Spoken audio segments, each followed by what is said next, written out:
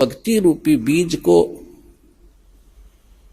और इस फसल को वही परिपूर्ण करेगा जो इसके बारे में पूर्ण ज्ञान हो जाएगा जिसको। जैसे किसान खेती होता है, हमारे हरियाणा क्षेत्र में नहर से सिंचाई की जाती है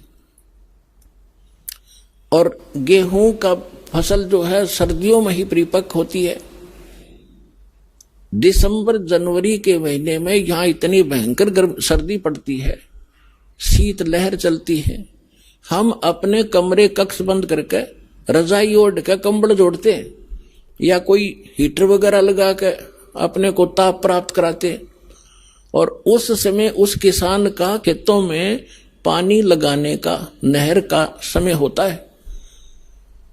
अब उस सर्दी को देखे कोई बाहर ना निकले, पड़ोस के दूसरे घर में भी जाना हो तो इन्हों सोचा सुबह जाऊंगा, अब तो बहुत ठंड है बाहर, आलस कर जाएगा। लेकिन वो किसान आलस नहीं करता।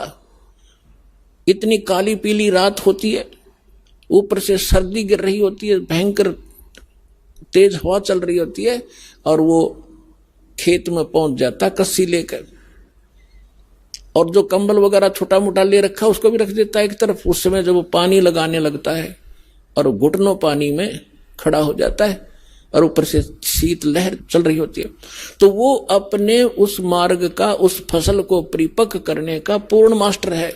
उसको ये मालूम है जब मैं आज आलस कर गया और सर्दी से डर के कमरे में बैठा रहा, पानी का समय निकल जाएगा, मेरी फसल सूख जाएगी, मेरे बच्चे भूखे मरेंगे और मैं निर्धन हो जाऊंगा।